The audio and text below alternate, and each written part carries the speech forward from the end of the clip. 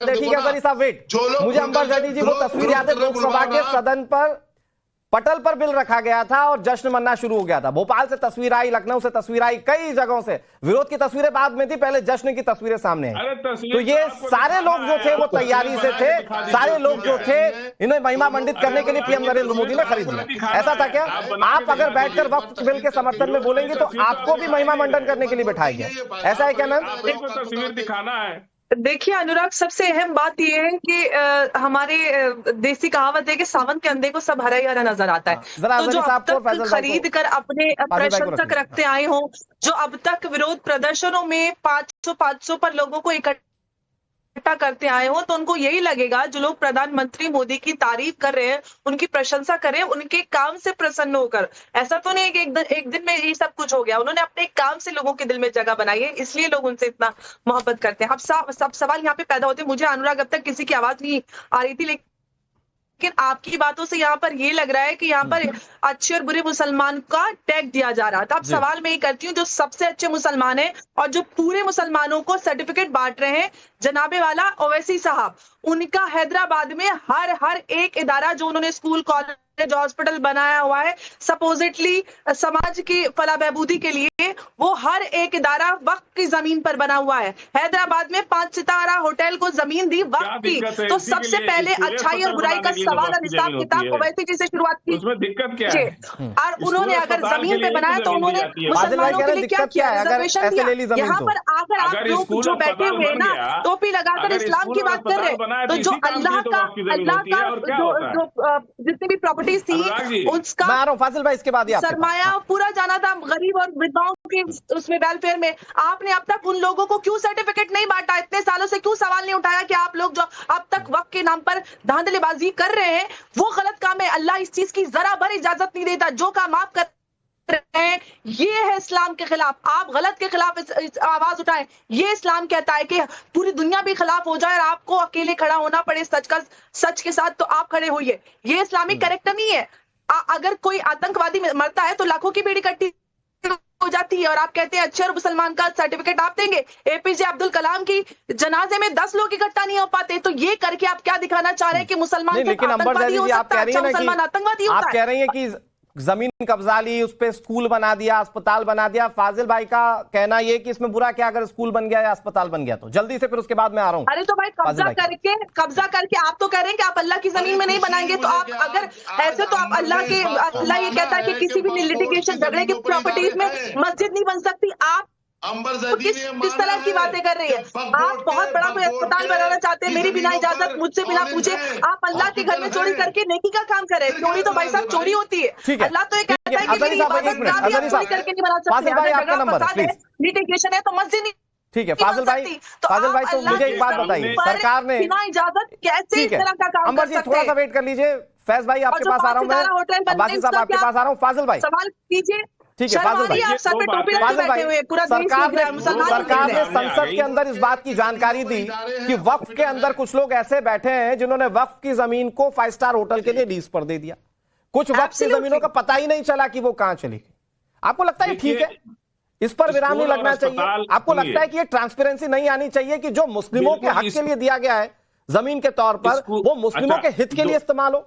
ठीक है, अब आप चुप रहिए तब ना हम बोलिए ना सर। स्कूल और अस्पताल बनाने के लिए ही वक्फ की जमीन होती है। किसी की भी जमीन पर बना देंगे, मदरसा, स्कूल, अस्पताल, किसी की भी जमीन पर जिसमें आम सुन लीजिए अपने कमर्शियल फायदे के लिए किया गया है, वो कमर्शियली इसका इस्तेमाल हो रहा है। फाजिल साहब, वो कमर्शियल हॉस्पिटल बने हुए, कोई वेलफेयर हॉस्पिटल नहीं बने हुए। आपने अपना धंधा चलाया जा रहा है स्कूल कॉलेज। आप कैसी बातें करें? मुसलमानों को कोई रिजर्वेशन नहीं, मुसलमानों को कोई फ्री दवा नहीं है, कुछ नहीं है। यहाँ पर बैठकर आप वैसे ही मनोरंजन कर रहे हैं। ये है आपका चरित्र। बम कौन फोड़ता था? प्रज्ञा ठाकुर, कर्नल पुरोहित, 25-26 लोग। वक्त पे बात हो रही सर, मैं अब्बासी साहब सवालों के जवाब से भागते हैं सर, इसलिए इनसे पूछना जरूरी है बार बार। Hemant Karkare sir Waqf very important for you sir, ये बहुत जरूरी है आपके लिए। Waqf sir, come to the point. Waqf नया कानून, वक्फ सर जरूरी है। हेमंत करकरे पर बात हो जाएगी किसी और दिन। आप अब कोई जवाब नहीं इनके पास, उनको पता है अब आप सुप्रीम कोर्ट चले गए। नहीं सर, फिर आप आइए मुद्दे पर। सुप्रीम कोर्ट में सुनवाई हो रही है, जो फैसला होगा सब मानेंगे। आज आप मुझे ये बताइए कि बुरे किस्म के मुस्लिम कौन लिया गया और कोर्ट और ये कौन है जिनको अच्छाई दिख रही है कानून में? आगे नहीं करेंगे। चलिए फाजिल भाई, मैं आ रहा हूं आपके यहाँ से। एक बड़ी खबर आ गई है। बासी साहब एक मिनट आप थोड़ा सा रोक लीजिए। एक बड़ी खबर आ गई है। एक तरफ दाऊदी बोरा मुसलमान पीएम नरेंद्र मोदी को थैंक यू बोल रहे हैं, दूसरी तरफ अभी कई मौलाना लोगों को भड़काने का काम कैसे कर रहे हैं ये जानिए। मौलाना कौसर हयात खान की भड़काऊ बयानबाजी, हुकूमत को चेतावनी दे रहा हूं। कौसर हयात 25-30 करोड़ मुसलमान खामोश नहीं बैठेगा, मुसलमान करवट लेगा, ये कौसर हयात कह रहे हैं। सरकार अपनी लक्ष्मण रेखा पार ना करे। अच्छा, बहुत सीधा सा सवाल है फाजिल भाई, इसका जवाब सोचिएगा भाई। जब मामला कोर्ट में तो फिर ये 25-30 मुसलमानों की धमकी क्यों, 25-30 करोड़ मुसलमानों की धमकी क्यों? पहले सुना देते कौसर हयात क्या कह रहे हैं। मैं हुकूमत को चेतावनी देना चाहता हूं कि अपनी लक्ष्मण रेखा से बाहर ना जाए, वो दूसरों को लक्ष्मण रेखा ना बताएं, बल्कि हुकूमत खुद अपनी लक्ष्मण रेखा बताए कि क्या है और क्या उसकी लक्ष्मण रेखा है, उसे समझने की कोशिश करे और उस लक्ष्मण रेखा से बाहर ना जाए, वरना देश का बहुत ज्यादा नुकसान हो जाएगा। कि जिस तरह से वो पूरा अभियान एक मुसलमानों के खिलाफ चला रहे हैं, तो ये 25-30 करोड़ मुसलमान खामोश नहीं बैठेगा, जरूर करवट लेगा। जिस तरह आप मदरसों के खिलाफ अभियान चला रहे हैं, जिस तरह आप मस्जिदों के खिलाफ अभियान चला रहे हैं, जिस तरह आप क्या नाम है ये वक्फ के खिलाफ अभियान चला रहे हैं, ये मुसलमानों के खिलाफ एक अभियान है, एक खास मजहब के खिलाफ एक अभियान है। व्यूअर्स आप ये समझ रहे हैं कि ये चर्चा क्यों है? एक तरफ तारीफ हो रही है, दूसरी तरफ ये धमकी सीधे लफ्जों में। फाजिल भाई बहुत जल्दी से, मेरे पास कुछ सेकंड्स का वक्त है, फिर उसके बाद में अब्बासी साहब के बाद। फाजिल भाई सवाल सुनिए फाजिल भाई, और टू द पॉइंट जवाब दीजिए। आप तो कह रहे हैं सुप्रीम कोर्ट के फैसले को मानेंगे ना, ये धमकी क्यों 25-30 करोड़ मुसलमानों की? ये कौसर हयात के खिलाफ बोलकर दिखाइए ना सर। आप तो सच बोलते हैं। जो लोग नंगी तलवार लेकर के प्रदर्शन कर रहे थे और अखिलेश यादव को जान से मारने की धमकी दे रहे थे, उस पर तो आप दिखाएंगे नहीं ना, उसकी बात करेंगे।